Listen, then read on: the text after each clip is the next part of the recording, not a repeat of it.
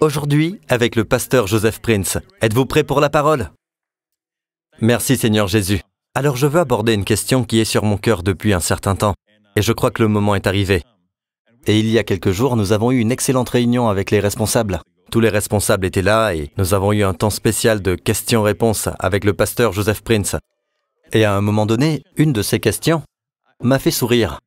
Je me souviens, à ce moment-là, je regardais vers le pasteur Gédéon. Il était à ma droite et on se souriait parce qu'on avait déjà abordé ce sujet entre leaders. Vous savez, une des choses à propos des personnes qui reçoivent la grâce est que, parfois, vous savez, elles reçoivent la grâce, mais ont une mauvaise compréhension de l'idée du travail, du fait d'être actif ou d'être assidu à la tâche. Amen. Dieu attend que nous soyons actifs. La Bible dit souvent que la main des personnes actives est source de richesse. Amen. La Bible dit que Joseph était un homme actif. La Bible dit qu'en tant qu'employé, obéissez en tout à vos maîtres terrestres. Ce terme est d'une autre époque. Dans le contexte d'aujourd'hui, nous parlons des employeurs. D'accord? Et vous savez que la Bible dit, et pas seulement sous leurs yeux, pas seulement quand ils vous regardent, pour les impressionner, mais avec sincérité de cœur, dans la crainte de Dieu. Tout ce que vous faites, faites-le de tout votre cœur comme pour le Seigneur et non pour des hommes. Donc tout ce que vous faites sur votre lieu de travail, faites-le pour le Seigneur. Amen. Vous voyez, sachant que vous recevrez du Seigneur et non de votre patron, vous recevrez un héritage en récompense. Vous servez le Christ. Le Seigneur que vous servez, c'est Christ. Nous parlons ici de récompense. Amen. Dieu vous bénira, Dieu vous récompensera. D'accord? Rien ne passera inaperçu auprès de notre Seigneur. Amen. Mais bien souvent, nous n'avons pas cette idée. Nous oublions que Dieu nous enseigne pour notre profit.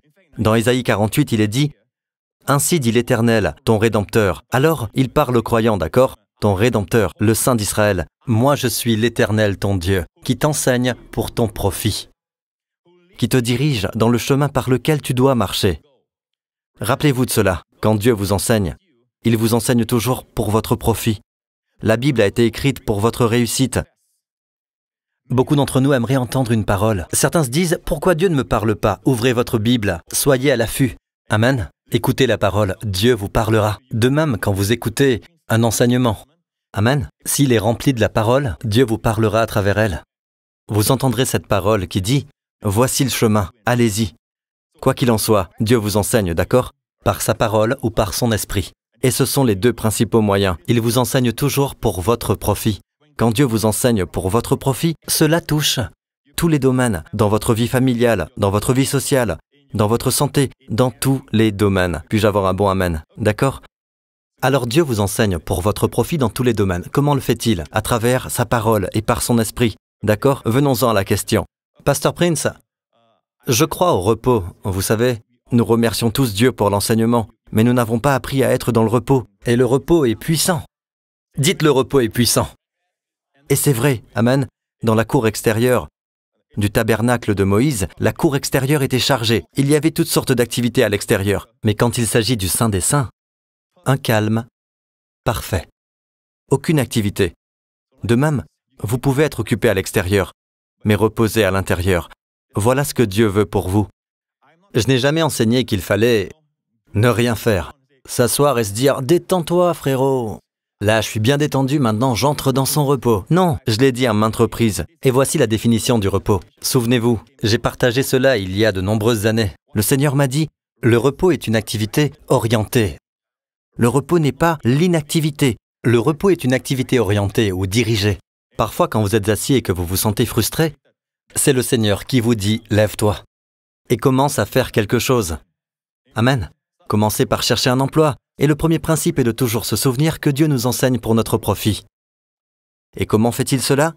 Il nous guide, il nous enseigne. Amen. Mais dans le cadre de l'Église, quand il y a des problèmes, avant de penser à divorcer, vous consultez un autre couple, vous consultez les pasteurs, vous consultez les conseillers, des gens dont c'est le ministère de vous guider dans ces domaines. Vous leur en parlez. Pourquoi? Parce que Dieu utilise ces gens autour de vous. Et bien souvent, nous voulons que Dieu nous parle directement, mais parfois, Dieu veut vous rendre humble. Dieu veut vous apprendre l'humilité, à être sensible à l'enseignement.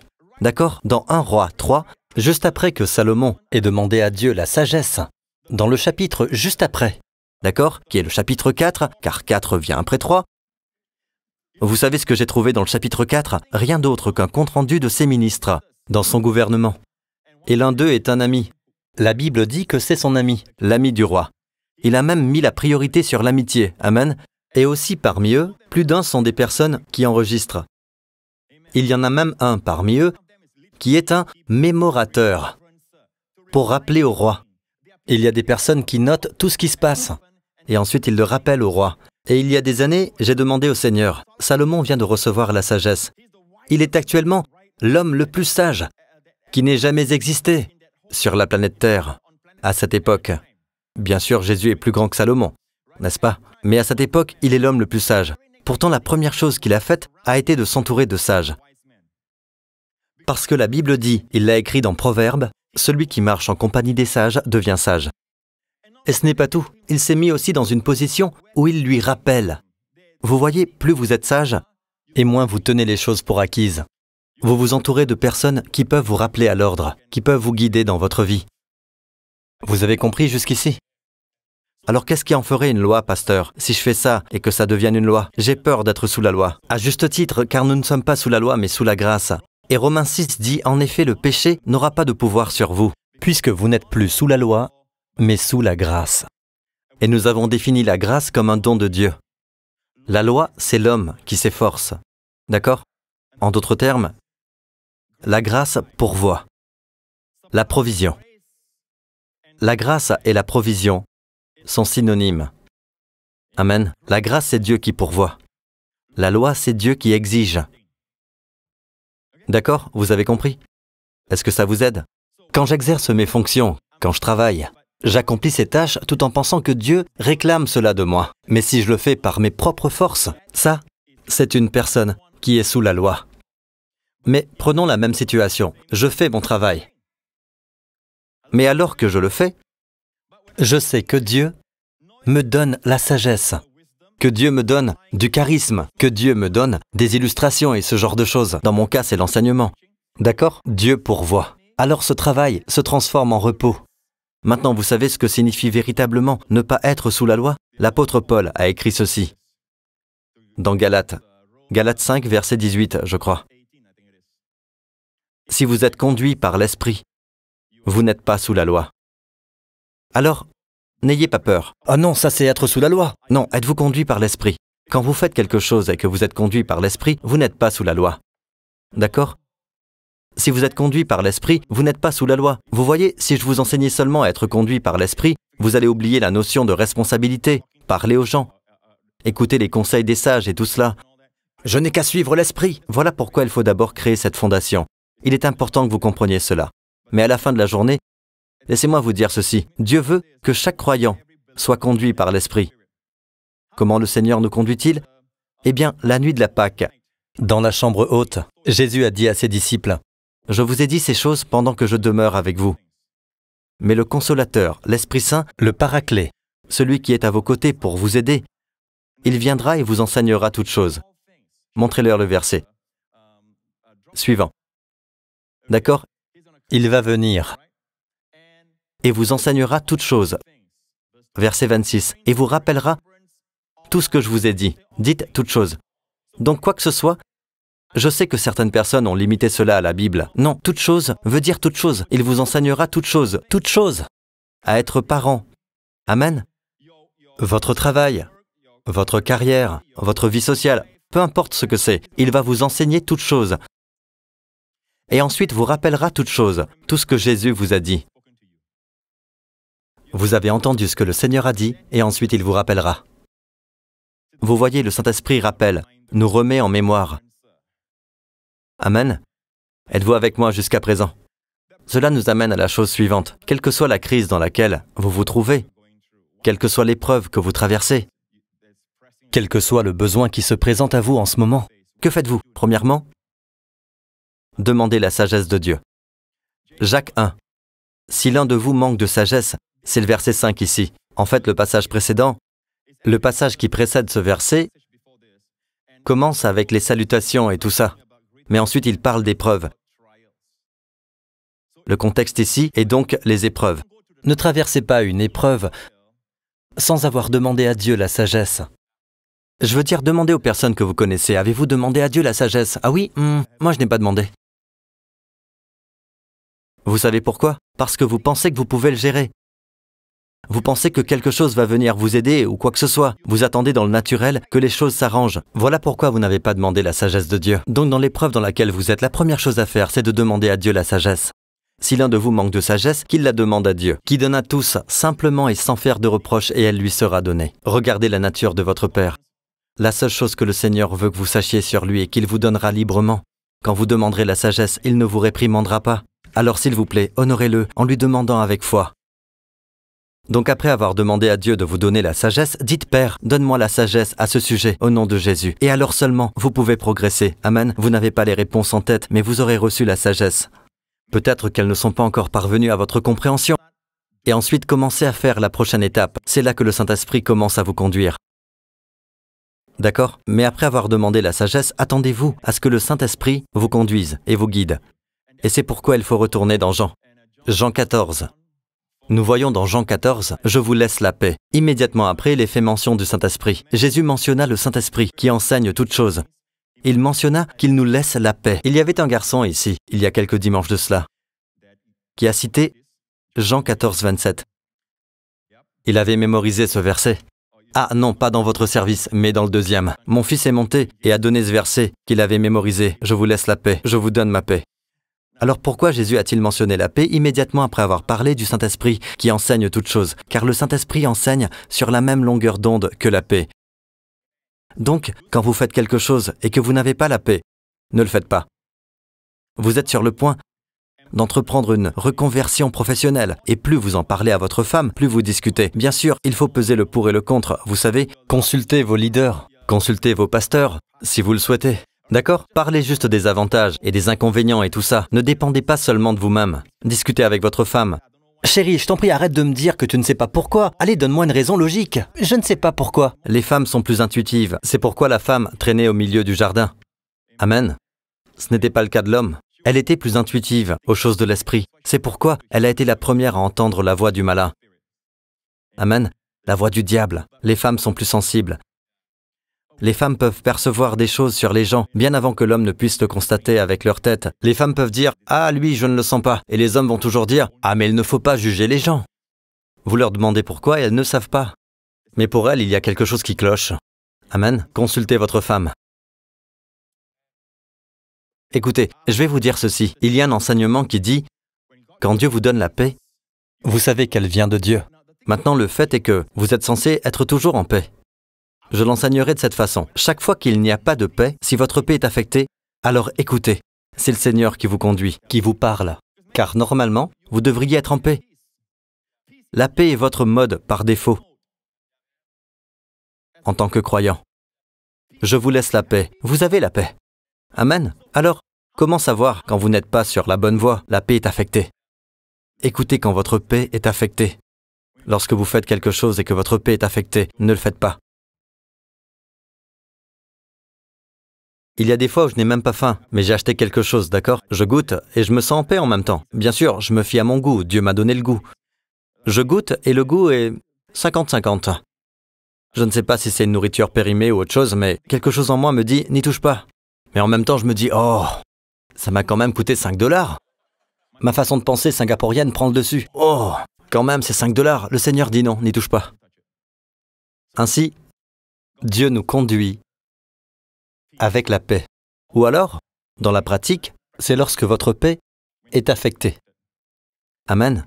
Dans Romains 8, l'Esprit lui-même rend témoignage à notre esprit quand nous sommes enfants de Dieu. Revenez au verset... Oui, verset 16. L'Esprit lui-même rend témoignage à notre esprit que nous sommes enfants de Dieu. Voilà comment le verset 14 se traduit pour beaucoup d'entre nous. Sous la conduite de l'Esprit de Dieu, ce sont des fils de Dieu. Huios. Ce sont des fils matures de Dieu. Huios. Quand vous êtes conduit par l'Esprit, vous êtes le genre de fils qui lui plaît vraiment. Vous êtes guidé par l'Esprit et il est alors dit, vous n'avez pas reçu un esprit d'esclavage pour être encore dans la crainte. Le contexte ici est très important. Dans l'Ancien Testament, ils ne craignaient pas Dieu de la bonne manière. Voici le contexte ici, un esprit d'esclavage pour être encore dans la crainte. C'est pourquoi le mot « encore » est là, car les saints de l'Ancien Testament avaient la crainte de Dieu. Mais l'Esprit de Dieu que nous avons reçu est un esprit de filiation, d'adoption. Mais oubliez le mot adoption, d'accord? Le mot ici est ostesia, qui est la filiation, de huios. Nous avons reçu l'esprit de filiation par lequel nous crions « Abba Père ». Tu es son fils. Voilà comment tu es conduit. L'Esprit lui-même rend témoignage à notre esprit que nous sommes enfants de Dieu. Donc premièrement, cela vous témoigne que vous êtes un enfant de Dieu. Qu'en est-il des autres choses de la vie? Oui, il témoigne à vos côtés. Mais témoigner, c'est ce que beaucoup de gens ne comprennent pas. Témoigner signifie que vous faites une action. Vous étudiez. Être étudiant signifie que vous étudiez. Alors que vous étudiez, il va vous conduire. Non, il ne témoigne pas avec ce passage. Ce n'est pas le sujet sur lequel il veut que vous vous concentriez. Alors il vous dira, étudie plutôt cela, car tu n'as pas beaucoup de temps. Il va alors vous conduire. Mais vous n'ouvrez pas votre manuel. Seigneur, parle-moi, Seigneur. Je t'en prie, parle-moi, dis-moi quel livre, quel sujet, quelles questions seront posées. Ou alors vous vous asseyez et vous dites, Seigneur, je ne vais pas aller à l'église, non, je n'irai pas. Non, Seigneur, amène cet homme à moi. Non, j'y pense et je me dis que si Michael est le bon, tu amèneras Michael à moi. Ce n'est pas la voie de Dieu. La voie de Dieu est que tu ailles à l'église. Si vous êtes célibataire, allez à ce rendez-vous, rejoignez un groupe de soutien, côtoyez différentes personnes, soyez investis dans l'église. Évidemment, l'église n'est pas le seul lieu où vous pourrez trouver votre futur conjoint, mais c'est plus sûr. De nombreuses héroïnes de la Bible ont trouvé leur conjoint à un point d'eau, au puits. Ça doit bien vouloir dire quelque chose. Mais il est possible que vous trouviez la personne autre part, bien sûr, Dieu est souverain, amen. Mais vous ne pouvez pas rester tout simplement à la maison, vous asseoir et attendre, et boum. Salut, moi c'est Albert. Non, ça ne marche pas comme ça, d'accord? Vous m'écoutez toujours? Je veux dire, vous ne pouvez pas simplement vous asseoir et dire « Quel travail veux-tu que je fasse, Seigneur ?»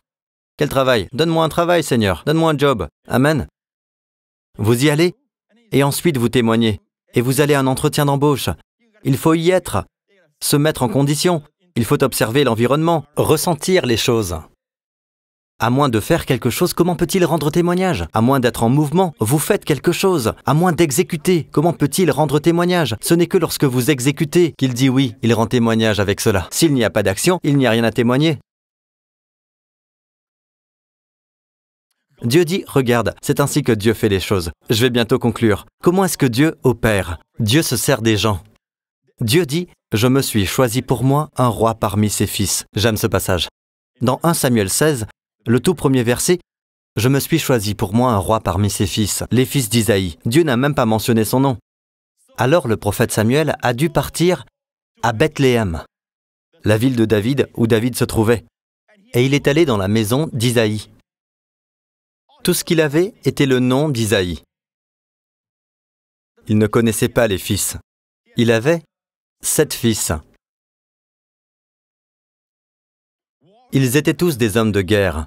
Et David, quant à lui, était dans les champs. Il était berger. Il était le plus jeune. Alors le père dit, « Tu veux voir mes fils ?»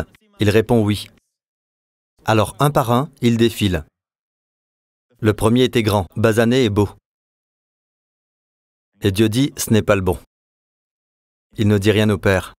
Le prophète dit au suivant. Le suivant vient, « Ce n'est pas le bon ». Ce n'est pas le bon, ce n'est pas le bon, toujours pas. Jusqu'au dernier. Ce n'est pas le bon. Il demande alors, est-ce que ce sont là tous tes garçons? Et le père, oh oui, j'ai oublié, j'ai encore un autre fils. Imaginez être le fils en question. Imaginez, avez-vous déjà été dans une situation où l'on ne se rappelle de vous qu'en dernier? Le dernier à être appelé dans l'équipe de foot, par exemple. Le dernier à être choisi. David était le dernier. Et quand il est arrivé, roux, disait la Bible, dégoulinant de sueur, il sentait probablement le mouton. Dieu dit c'est le bon. Il l'a oint. Alors ma question est la suivante. Avez-vous remarqué, même le prophète ne savait pas de qui il s'agirait, jusqu'à ce qu'il passe un par un. Un par un. Dieu ne contourne pas le processus de l'entretien d'embauche. Apprenez à connaître les gens. Et quand ils sont en face de vous, alors il peut témoigner.